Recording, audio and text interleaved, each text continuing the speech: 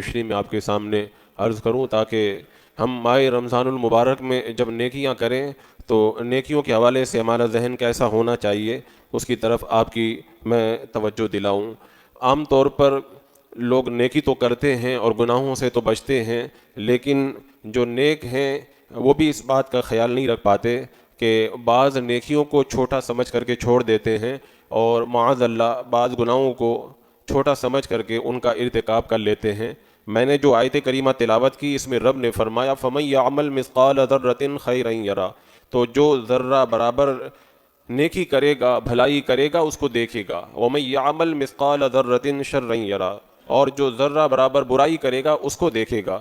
اس سورہ زلزال کی ان اخیر کی دو آیتوں میں رب نے انسانوں کو متنبہ کر دیا کہ کسی بھی نیکی کو بھی چھوٹا مت سمجھو اور کسی بھی برائی کو چھوٹا مت سمجھو، اس لیے کہ نیکی چاہے تمہاری نظر میں کتنی بھی چھوٹی ہے لیکن وہ تمہاری نجات کا سبب بن سکتی ہے، اور گناہ تمہاری نظر میں چاہے کتنا بھی معمولی کیوں نہ ہو لیکن کل قیامت کے دن وہ تمہیں تباہ و برباد کرنے والا بن سکتا ہے۔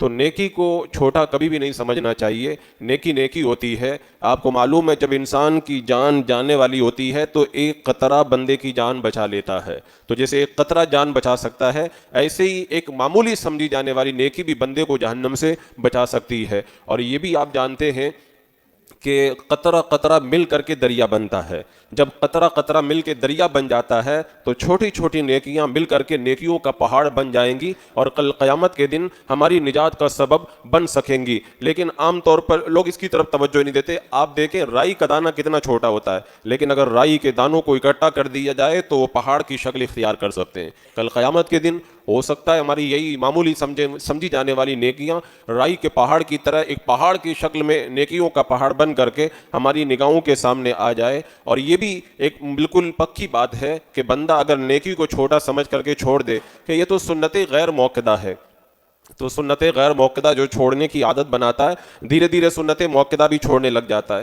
اور جو سنت موقدہ کو چھوڑنا شروع کر دیتا ہے دھیرے دھیرے واجب کو چھوڑنے لگ جاتا ہے، اور جو واجب کو چھوڑنے کی عادت بنا لے تو پھر وہ فرائض کو بھی چھوڑنے لگ جاتا ہے۔ تو شروعات جو ہوا کرتی ہے وہ چھوٹی ہی بات سے ہوا کرتی ہے، بعد میں جا کر کے وہ بڑی بات بن جایا کرتی ہے۔ عام طور پر لوگ اس کی طرف توجہ نہیں دے پاتے۔ اور حضرت سلیم ایک میرے آقا صلی اللہ تعالیٰ علیہ وسلم کی بارگاہ میں حضرت جابر بن سلیم رضی اللہ تعالیٰ عنہ جب حاضر ہوئے تھے تو میرے آقا علیہ السلام نے اسی حقیقت کی طرف اشارہ کرتے ہوئے ان سے فرمایا تھا کہ انہوں نے کہا تھا یا رسول آپ ہمیں نصیحت فرما دیجئے۔ میرے آقا علیہ السلام نے فرمایا نیکی کرو، اگرچہ تم اپنے برتن سے کسی پیاسے کے برتن میں پانی انڈیل دو یا کسی سے خندہ روئی کے ساتھ یعنی مسکرا کر کے بات کر لو، یہ بھی بہت بڑی نیکی ہے۔ عام طور پر اپنا جو برتن ہوتا ہے اس سے پانی نکال کر کے کسی کے برتن میں پانی ڈالنا بہت چھوٹا سمجھا جاتا ہے۔ میرے آقا علیہ السلام نے فرمایا یہ بھی چھوٹا نہیں ہے، یہ بھی بہت بڑی بات ہے کہ تمہارے برتن سے کسی بندے کو جو ہے وہ اللہ تعالیٰ سیرابی عطا فرما دے۔ اور کیا معلوم کل قیامت کے دن کون سی نیکی ہمارے لیے نجات کا سبب بن جائے۔ ابھی میں کچھ روایتیں آپ کے سامنے رکھوں گا، اس سے آپ کو اندازہ ہوگا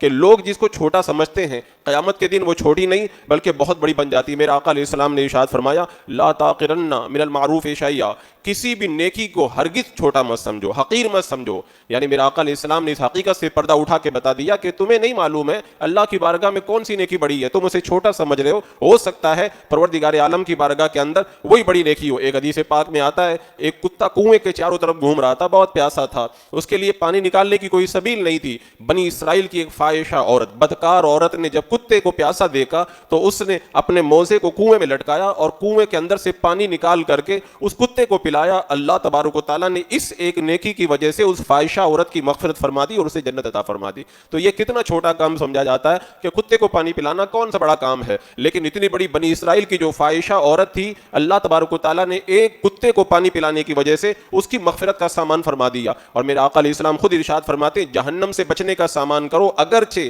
کھجور کے ایک ٹکڑے کے بدلے ہی کیوں نہ ہو اور اگرچہ کوئی اچھی بات کہہ کر کے کیوں نہ ہو، یعنی اچھی بات کہہ کر یا کھجور کا ٹکڑا صدقہ کر کے جہنم سے نجات کا سبب پیدا کر لو۔ تو اچھی بات کہنا یا کھجور کا ایک ٹکڑا کسی کو دے دینا اسے کوئی بہت بڑی نیکی نہیں سمجھا جاتا، لیکن میرے آقا علیہ السلام نے بتا دیا کہ یہ ایک چھوٹی سی نیکی بھی تمہیں جہنم کی آگ سے اور جہنم کے عذاب سے جو ہے وہ بچا سکتی ہے۔ اور میرے آقا علیہ السلام نے ایک بار فرمایا تھا اے مسلمان عورتوں، اے اپنے پڑوسن جو ہے نا، اپنی پڑوسن جو ہوا کرتی ہے، میرے آقا علیہ السلام نے فرمایا اے مسلمان عورتوں، کوئی پڑوسن اپنی پڑوسن کے گھر میں ایک بکری کا کھر بھیجنے کو حقیر نہ سمجھے.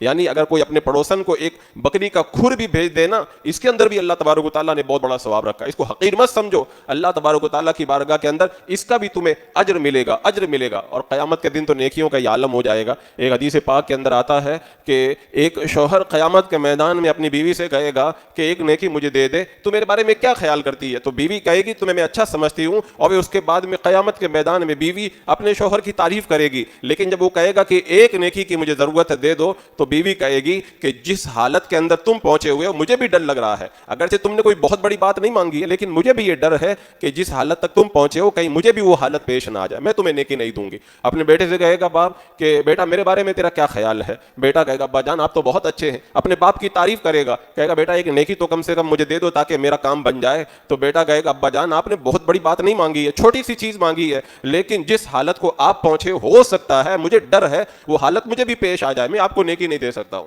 تو بندہ جو ایک چھوٹی سی نیکی کو چھوٹا سمجھ کر کے چھوڑ دیتا ہے, قیامت کے میدان میں جن کے لیے ساری اپنی زندگی اس نے کھپا کے رکھ دی تھی, ان بیوی اور بچوں کے پاس میں ایک نیکی کا سوال کرے گا. وہ خود کہیں گے کہ بڑی بات نہیں ہے, لیکن کہیں گے ہم دے نہیں سکتے کیونکہ ہمارا بھی ابھی حساب باقی ہے اور ہم بھی پھنس سکتے ہیں, لہذا یہ کام ہم نہیں کریں گے. لہذا آپ لوگوں نے دیکھا, بہت سارے لوگوں دیکھا جاتا ہے وہ یہ کہتے ہیں کہ ارے یہ تو سنت ہی تو ہے, یہ تو سنت ہی تو ہے, کوئی کرنا ضروری تو نہیں ہے.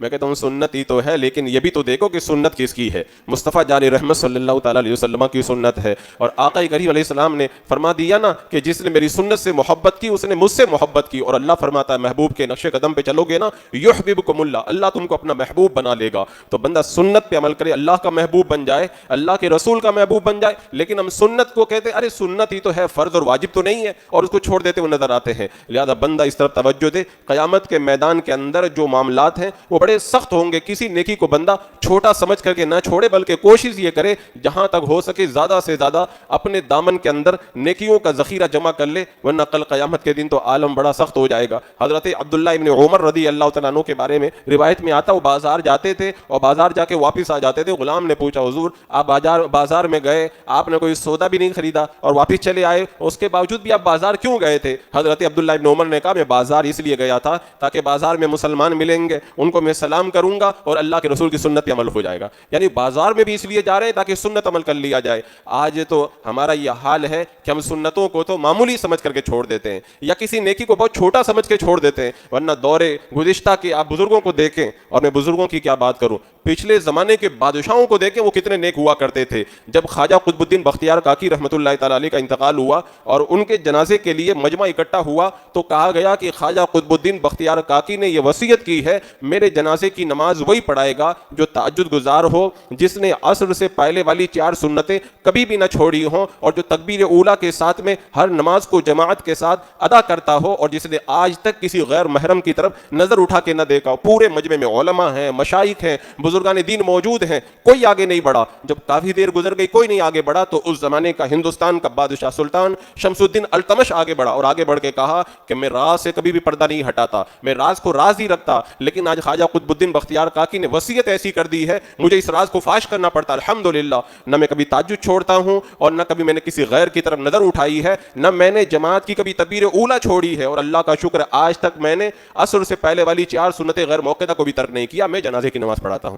تو بادشاہ پہلے اتنے نیک ہوا کرتے تھے, آج تو بڑے بڑے نیک بھی اتنے نیک نہیں ہو پاتے. وجہ کیا ہے؟ آج ہم نے بہت ساری نیکیوں کو چھوٹا سمجھ کے چھوڑ دیا, اور فرائض اور واجبات تک مختصر جو ہے وہ منحصر ہو کر کے رہ گئے ہیں. تو اللہ نے فرمایا نا کہ فَمَن يَعْمَلْ مِثْقَالَ ذَرَّةٍ خَيْرًا يَرَهُ, ذرہ برابر بھی اگر نیکی کرو گے نا. ذرہ کس کو کہتے ہیں؟ علماء فرماتے ہیں ذرہ کا مطلب یہ ہے ریت کے اوپر اگر کوئی آدمی اپنا ہاتھ رکھے تو جو ریت کا جو ایک چھوٹا سا حصہ جو ہاتھ پہ لگ جاتا ہے اس کو ذرہ کہتے ہیں, جس کو ایسے پھونک دے کر کے اڑا دیا جاتا ہے, جس کی کوئی حیثیت بھی نہیں سمجھی جاتی ہے. لیکن کل قیامت کے دن یہ ذرہ, ایک معمولی ذرہ بھی ہمارے لیے نجات کا سبب بن جائے گا. کتنی ایسی روایتیں ہمارے دامن کے موجود ہے. ابو منصور شیخ کے بارے میں روایت میں آتا ہے جب ان کے انتقال کے بعد میں انہیں خواب میں دیکھا گیا تو پوچھا گیا اللہ کی بارگاہ میں تمہارا کیا معاملہ بنا؟ کہا رب کی بارگاہ میں جب میں گیا تو میں نے کہا مولا میں نے 30 حج کیے. کہا وہ ہماری بارگاہ میں مقبول نہیں ہوئے. کہا اللہ میں نے 40 جو ہے وہ جہاد کیے اور میں نے یہ نیکیاں کی, کہا ہماری بارگاہ کے اندر مقبول نہیں ہوئی. اے اللہ میں نے 60 سال تک تیری عبادت کی, کہا وہ بھی مقبول نہیں ہوئی. کہا میرا دل ڈوبنے لگا تو رب تبارک و تعالیٰ نے فرمایا آج تیری ایک نیکی میری بارگاہ میں کام آئی جس کی وجہ سے میں نے تیری مغفرت فرما دی. کہتے ہیں کہ ایک بار تم راستے سے گزر رہے تھے, ایک پتھر پڑا ہوا تھا, مسلمانوں کو تکلیف پہنچا تھا, تو تم نے وہ پتھر ہٹا دیا تھا, اس نیکی کی وجہ سے آج میں نے تجھے جنت عطا فرما دی ہے. تو بتاؤ یہ پتھر ہٹانا کتنی چھوٹی نیکی مانا جاتا ہے, لیکن اللہ تبارک و تعالیٰ نے اس ایک چھوٹی سی نیکی کی وجہ سے ان کی مغفرت فرما دی ہے. اسی طرح شیخ ابو بکر شبلی رحمۃ اللہ تعالیٰ علیہ, ان کو بعد وصال خواب میں دیکھا گیا, پوچھا گیا رب کی بارگاہ میں تمہارا کیا بنا؟ انہوں نے جواب دیا اللہ کی بارگاہ میں جب میں پہنچا تو رب نے فرمایا ابو بکر میری بارگاہ میں کیا لے کر کے آئے ہو؟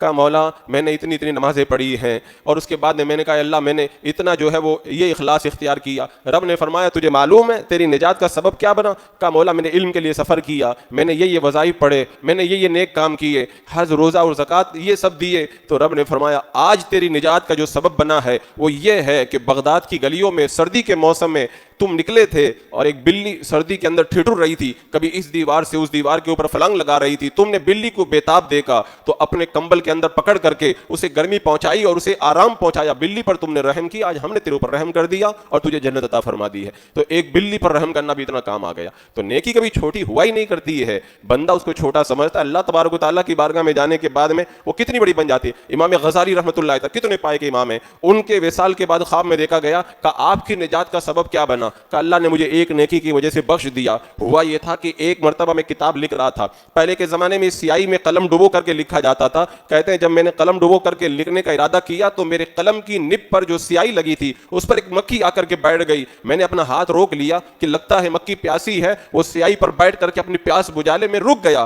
اللہ تبارک و تعالیٰ کو یادہ پسند آئی کہ تم نے مکھی پر رحم کیا تھا, آج میں نے تیرے اوپر رحم فرما دیا اور تجھے جنت عطا فرما دی. تو قیامت کے معاملات بڑے الگ ہیں, دنیا کے معاملات سے بڑے الگ ہیں. رب جس پر چاہے جس نیکی کے صدقے میں جائے اللہ تبارک و تعالیٰ ان کی مغفرت فرما دیتا ہے. ایسے ایک بزرگ کو بعد وصال خواب میں دیکھا گیا, ان سے پوچھا گیا تمہاری نجات کیسے ہوئی؟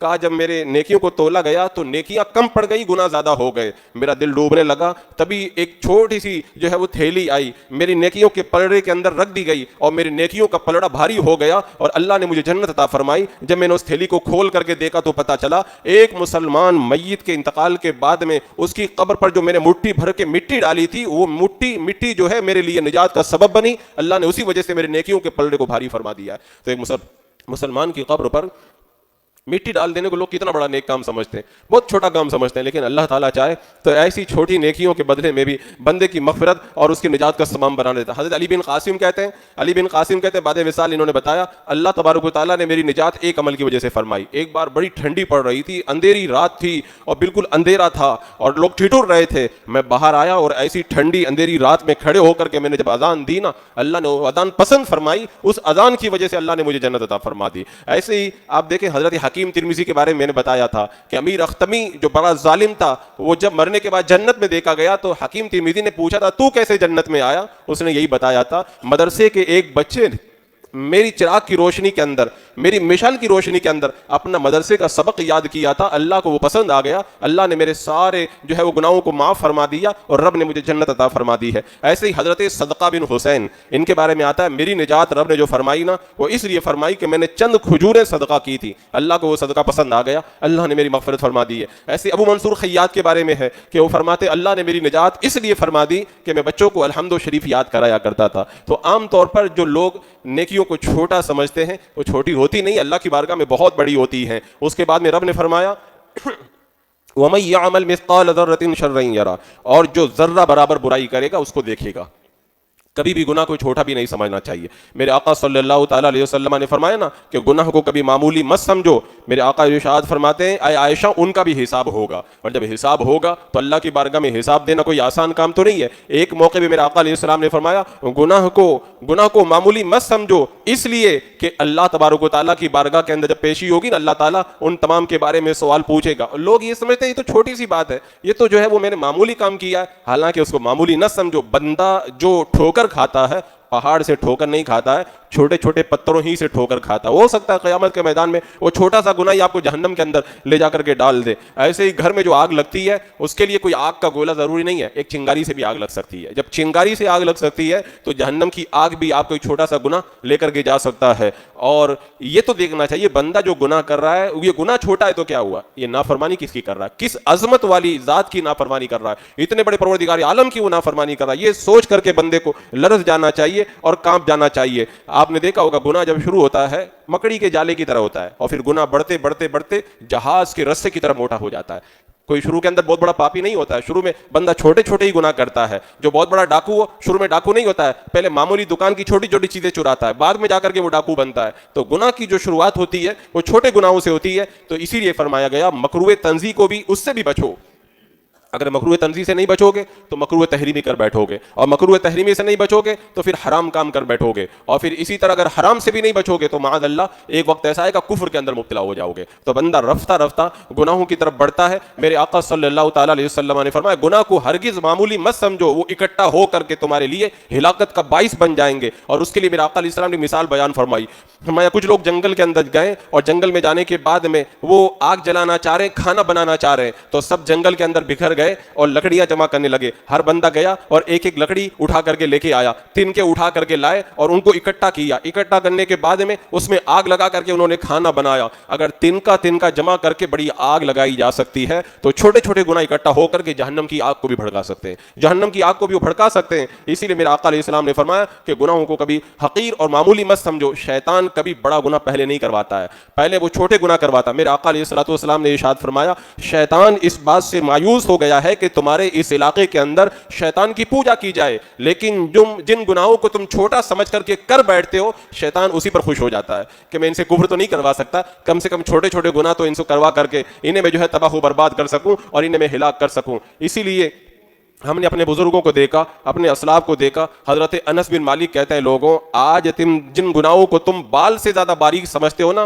حضور اکرم صلی اللہ تعالیٰ علیہ وسلم کے زمانے میں ان گناہوں کو ہم برباد کرنے والا سمجھتے تھے. یعنی تم لوگ سمجھتے ہو بال سے زیادہ باریک گناہ ہے, لیکن سرکار دو عالم صلی اللہ علیہ وسلم کے دور میں انہی گناہوں کو ہم بہت بڑا سمجھا کرتے تھے. ہم کہتے تھے کہ یہ گناہ بالکل ہلاک کرنے والے. اور آپ نے کتنی بار سنا اعلیٰ حضرت سرکار فرماتے ہیں اگر کسی کا 3 پیسہ آپ نے لے لیا ہے, 3 پیسہ کیا ہوتا ہے, 1 روپے کا بھی پتہ نہیں کتنا حصہ, 100 پیسے بنتے ہیں جب جا کر کے 1 روپیہ بنتا ہے. کہ اگر 3 پیسہ اگر کسی کا ناحق لے لیا ہے, قیامت کے دن ان 3 پیسوں کے بدلے میں 700 مقبول نمازیں اس کو دینا پڑے گا جس کا 3 پیسہ آپ نے دبا کر کے بیٹھ گئے. آج لوگ 3 پیسہ نہیں کتنے ہزار پیسے دبا کر کے بیٹھ گئے. قیامت کے میدان میں اگر وہ نیکیاں لے کر بھی چلے گئے تو پہلی بات تو یہ مقبول ہونے کی گارنٹی نہیں, اور اگر مقبول ہو گئے تو ان پیسوں کے بدلے میں وہ ساری نیکیاں ان کی چلی جائیں گی. اور حدیث پاک میں فرمایا گیا ایک بالشت زمین اگر کسی کی دبا لی, لوگ زمین کو دبا رہے تھوڑا سا تو دبایا ہے, معمولی تو میں نے آگے بڑھایا ہے, کہ ایک بالشت اگر زمین کسی کی دبا لی تو 7 زمینوں کا توق بنا کر کے اللہ تعالیٰ اس کی گردن کے اندر ڈال دے گا. اور پھر اگر گناہ چھوٹا بھی ہے اگر تو فرمایا گیا کہ چھوٹے چھوٹے گناہ مل کر کے بڑے گناہ بن جاتے ہیں. صغیرہ گناہ بندہ اگر بار بار کرے تو فرمایا گیا کہ وہ صغیرہ نہیں رہے گا بلکہ وہ گناہ جو ہے وہ کبیرہ بن جائے گا. خود میرے آقا علیہ السلام نے فرمایا کہ اگر بندہ کوئی گناہ کرتا ہے اس کے دل پر ایک نقطہ لگتا ہے, بندہ اگر توبہ کر لیتا ہے نقطہ صاف ہو جاتا ہے, پھر گناہ کرتا ہے اور پھر توبہ نہ کرے, پھر گناہ کرے تو اس کے دل پر دھیرے دھیرے نقطے لگتے رہتے ہیں, اور اس کے بعد میں ایک دن وہ آتا ہے پورا دل اس کا سیاہ ہو جاتا ہے. تو آپ نے تو یہ سمجھا کہ میں نے چھوٹا گناہ کیا ہے, لیکن جیسے نقطے لگ رہے ہیں, نقطہ لگتے پورا دل کالا ہو گیا تو بتاؤ کیا حال ہوگا. اب اگر دل کالا ہو گیا تو کیا ہوگا وہ ایک الگ بحث ہے. دل کالا ہو جائے تو اس کا کیا نقصان, وہ پوری الگ بحث ہے. اس کا حال اگر جاننا چاہتے ہیں, حضرت ابو تراب نے کہا تھا نا دل کے سخت ہو جانے کی ایک پہچان یہ ہے کہ اگر نیک کام میں دل نہ لگے, برے کاموں میں مزہ آئے, اور اگر کوئی سمجھائے تو سمجھانے والا اچھا نہ لگے, تو سمجھ جاؤ کہ دل کالا ہو چکا ہے. تو یہ گناہوں کی کثرت کی وجہ سے بندے کا دل سیاہ ہو جاتا ہے. اور بہت سارے لوگ کہتے ہیں فلاں آدمی تو گناہ تو کرتا ہے لیکن اس کو تو کچھ پتہ ہی نہیں چلتا, اس کا کاروبار بھی اچھا چل رہا ہے, اس کی تندرستی بھی اچھی ہے, وہ فلاں خوشحال ہے. آپ سنیں گناہ کی سزا کیا ہے. جیسے بندہ نیکی کرتا ہے تو اس کا بدلہ یہ ہے کہ اللہ تعالیٰ ایک اور نیکی کی توفیق دیتا ہے, پھر وہ نیکی کرتا ہے اللہ اسے ایک اور نیکی کی توفیق عطا فرماتا ہے. یعنی ہر نیکی کے ساتھ میں ایک نیکی لگی ہوئی ہے. بندہ جب ایک نیکی کرتا ہے تو پاس والی نیکی کہتی ہے مجھے بھی کر لے, جب وہ نیکی کرتا ہے تو پاس والی نیکی کہتی ہے مجھے بھی کر لے. اس طرح بندہ نیک بن جاتا ہے. اور بندہ جب گناہ کرتا ہے ہر گناہ کے ساتھ میں ایک گناہ لگا ہوا ہے. جب بندے نے ایک گناہ کیا, پاس والا گناہ کہتا ہے مجھ کو بھی کر لے, پھر پاس والا گناہ کہتا ہے مجھ کو بھی کر لے. اسی لیے آپ لوگوں نے دیکھا ہوگا کہ بندہ پہلے جب گناہ کرتا ہے تھوڑا سا کرتا ہے, لیکن تھوڑا کرتے کرتے تھوڑا تھوڑا کرتے کرتے وہ پورا کا پورا گناہوں کے اندر ملوث ہو جاتا ہے۔ اس عابد کا قصہ جو میں نے آپ کو سنایا تھا نا کہ عورت نے بلایا تھا کہ یا تو شراب پی لو یا مجھ سے زنا کر لو یا بچے کو قتل کر دو۔ اس نے کہا تھا کہ بچے کو قتل کرنا بہت بڑا جرم ہے، عورت سے زنا کرنا بہت بڑا جرم ہے، بس شراب کے 2-4 قطرے پی لیتا ہوں تاکہ جان چھوٹ جائے۔ اس نے جب شراب کے چند قطرے اپنے حلق کے نیچے اتارے، نشہ چڑھ گیا تو جام پہ جام چڑھا گیا، اور جام پہ جام چڑھائے تو بچے کو بھی قتل کیا، عورت کے ساتھ منہ بھی کالا کر لیا۔ تو بندہ جب چھوٹا گناہ کرتا ہے تو پاس والا گناہ اس کو دعوت دیتا آ میری طرف بھی آ، پھر پاس والا گناہ دعوت دیتا ہے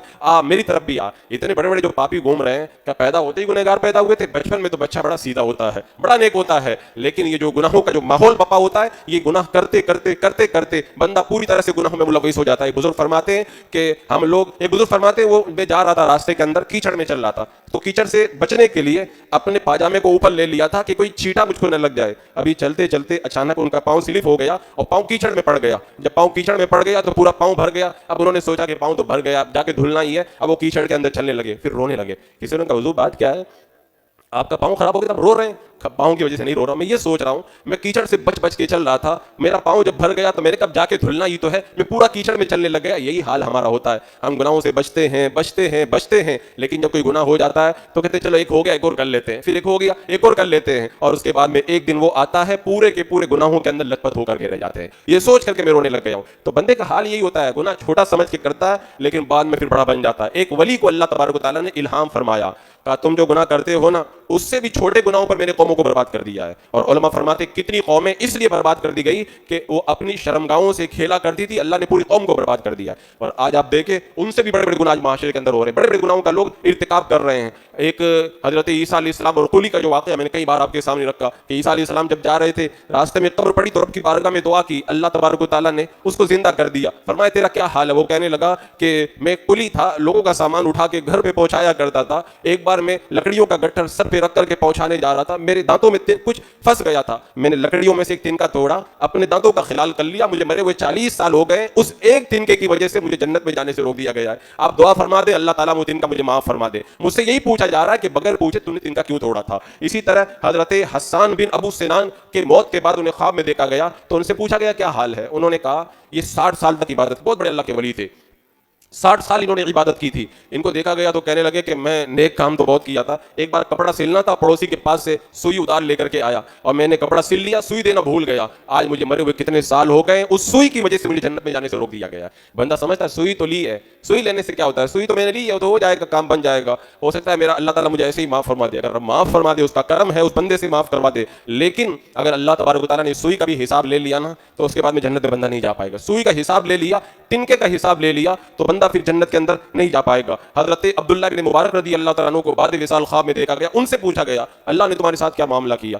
وہ کہنے لگے کہ اللہ کی بارگاہ میں جب میری پیشی ہوئی تو رب نے فرمایا کہ ابن مبارک تم نے ایک بار بد مذہب کو مہربانی کی نظر سے دیکھا تھا، اسی جرم میں اللہ نے مجھے 3 سال تک اپنی بارگاہ میں کھڑے رکھا۔ ایک بد مذہب کو اتنا بڑا اللہ کا ولی اگر ایک بار مہربانی کی نظر سے دیکھ لے، اللہ 3 سال تک اسے اپنی بارگاہ میں کھڑا رکھتا ہے۔ جو ان کے ساتھ کھاتے ہیں پیتے ہیں، دوستی کرتے ہیں، رشتہ داری کرتے ہیں، ان کے لیے کیا کیا نہیں کرتے ہیں، ان کے لیے جگہ خالی کرتے ہیں، انہیں اپنے پاس میں بٹھاتے ہیں، ان کو آج نہ پتہ چلے، لیکن عبداللہ بن مبارک رضی اللہ تعالیٰ عنہ کی اس روایت کی روشنی میں کل قیامت کے دن ان کو پتہ چل جائے گا کہ اس کا وبال کتنا۔ اتنا بڑا اللہ کا ولی ایک بار کی وجہ سے پھنس گیا اور ایک بار کی وجہ سے 3 سال تک کھڑے رہنا پڑا، تو جو ہمیشہ اس جرم کے اندر گرفتار رہتے ہیں وہ جب رب کی بارگاہ میں پہنچیں گے تب ان کا پھر کیا بنے گا۔ اور حضرت ابوبکر قطانی کے اس دوست کا واقعہ جو میں نے بتایا تھا کہ بعد وصال خواب میں دیکھا کہ پوچھا کیا ہوا، کہ اللہ کی بارگاہ میں پیشی ہوئی تو اللہ نے میرے ہر گناہ کے بارے میں پوچھا، میں ہاں ہاں کہتا رہا، اخیر میں رب نے کہا تو نے یہ گناہ کیا، تو مجھے شرم آ گئی، میں ہاں نہیں کہہ سکا، کہا کون سا گناہ تھا، کہا 3 سال تک میں کھڑے رہا، اللہ نے مجھے معاف فرما دیا، میرا گناہ یہ تھا کہ رب نے فرمایا تو نے خوبصورت بچے کو بری نظر سے دیکھا تھا، بس اس ایک جرم کے اندر اللہ نے 3 سال تک مجھے اپنی بارگاہ میں کھڑے رکھا۔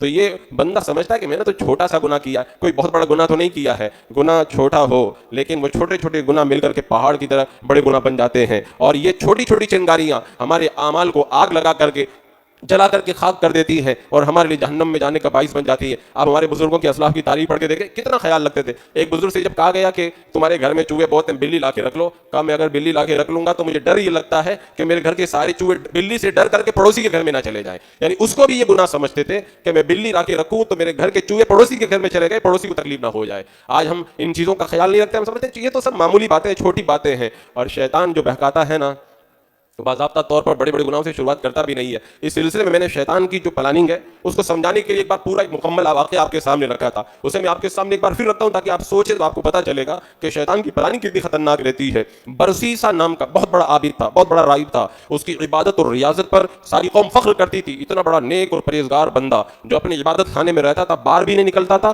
مہینوں کے اندر کبھی باہر آتا تھا۔ اب شیطان کو فکر ہو گئی کہ اس کو کیسے برباد کیا جائے، تو اب شیطان کو جب برباد کرنا تھا تو کیا اس نے ڈائریکٹ جا کر کے اسے گناہ میں مبتلا کیا؟ نہیں، شیطان نیک آدمی عابد بن کر اس کی گوفا کے سامنے گوفا بنا کر کے نیک کام کے اندر لگ گیا۔ اب وہ نیک کام کر رہا ہے، ایک دن کہنے لگا برسیسا سے، اے برسیسا میں اکیلا عبادت کرتا ہوں، مجھے اپنے ساتھ میں رہنے دو تاکہ تمہارے ساتھ میں رہ کر کے میں کچھ عبادت کر سکوں۔ برسیسا راہب نے منع کر دیا، کوشش کرتا رہا، اصرار کرتا رہا، کئی دنوں کے بعد میں اخیر میں اس نے کہا کہ تم مجھے اپنے گھر میں عبادت بھی نہیں کرنے دیتے، یہ تو بڑی غلط بات ہے۔ وہ آخر تیار ہو گیا اور اس عابد نما شیطان کو اپنے اس غار کے اندر عبادت کرنے کی اجازت دے دی۔ اب شیطان نے یہاں سے شروعات کی، عبادت کرتا رہا، اتنی عبادت کی کہ برسیسا جیسا رائی بھی پگھل گیا اور وہ حیرت میں ڈوب گیا کہ میں تو کچھ بھی نہیں عبادت کرتا، تو مجھ سے بڑا عابد ہے۔ پھر ایک دن وہ شیطان جو عابد بن کے آیا تھا کہنے لگا اب میں جا رہا ہوں اپنے گھر پہ، جاتے جاتے ایک وظیفہ بتا کے جا رہا ہوں۔ کہا مجھے وظیفے کی ضرورت ہے۔ کہا کسی اگر غریب آدمی کا تمہارے ذریعے کام ہو جائے تو اچھی بات ہے نا، یہ وظیفہ پڑھ کر کے جو بھی تم دم کرو گے اس کو اللہ تعالیٰ شفا عطا فرما دے گا، یہ بتایا اور شیطان پھر وہاں سے چلا گیا۔ کیسے دھیرے دھیرے بندوں کو وہ پھنساتا ہے چھوٹے چھوٹے گناہوں کے ذریعے، اور کبھی کبھی تو نیکیوں کے جال کے اندر پھنسا کر کے گناہ کروا دیتا ہے۔ اللہ اکبر۔ اب اس کے بعد میں شیطان نے جا کر کے نیچے کسی کو پکڑا،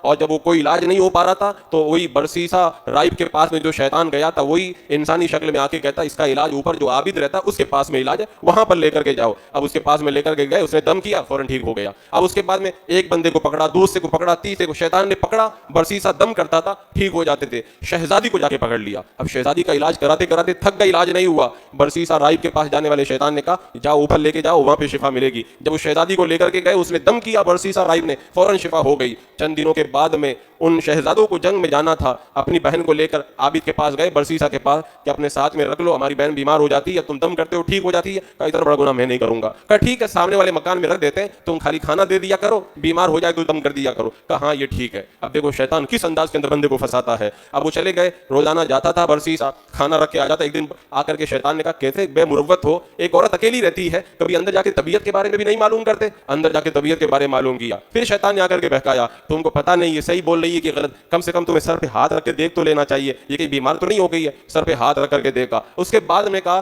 خواہشات بیدار ہوئی تو گناہ کا خیال پیدا ہوا، اس نے دل میں سوچا گناہ نہیں کروں گا، تو شیطان نے اس کو بہکایا تم گناہ کر لو گے تو کون سا بڑا کام ہو جائے گا، توبہ کا دروازہ تو کھلا ہوا ہے۔ اس نے زنا کر لیا، اب زنا کر لیا تو بچہ پیدا ہوا، ڈر گیا۔ شیطان نے آگے کہا ڈرنے کی کیا ضرورت ہے، قتل کر کے دبا دو، عورت کو بھی دبا دو۔ اب جب دبا دیا گیا، بھائی آئے بتا دیا کہ تمہاری بہن تو مر گئی ہے اور اس کو دفن کر دیا گیا۔ جا کر کے شیطان بھائیوں سے کہتا ہے وہ دفن کی گئی، ایسے نہیں دفن ہوئی ہے، برسیسا راہب نے مار کے اس کو دفن کیا۔ جب کھول کے دیکھا تو پتا چلا کہ اسے قتل کیا گیا۔ اللہ اکبر۔ اب اس کو پھانسی کے پھندے پہ لٹکانے کے لیے لے جانے لگے تو برسیسا راہب کے پاس شیطان آ کے کہتا بچنے کا ایک ہی راستہ ہے، کفر کر دے میں تجھے بچا لوں گا۔ اب جان بچانے کے لیے برسیسا نے معاذ اللہ کفر کیا، پھانسی کے پھندے پہ لٹک گیا اور کافر ہو کر کے دنیا سے گیا۔ بتاؤ اتنے بڑے بڑے عابدوں کو چھوٹی چھوٹی باتوں میں جو لے جا کر کے وہ پھنسا دیتا ہے۔ تو ہم یہ سمجھتے ہیں کہ ہم نے چھوٹا گناہ کیا، یہ گناہ چھوٹا نہیں ہوتا ہے، یہ بڑے بڑے گناہ ہیں جو ہمارے لیے تباہی اور بربادی کا سبب بن جایا کرتے ہیں۔ لہذا ہمیں رمضان المبارک کی جو ہم تیاری شروع کر رہے ہیں آج سے ذہن بنا لینا چاہیے، آج ہی سے، اور خصوصاً ماہ رمضان کے اندر ہمیں ہر نیکی کی طرف دوڑ لگانی ہے، چاہے وہ نیکی چھوٹی ہی کیوں نہ نظر آتی ہو، ہر گناہ سے بچنا ہے،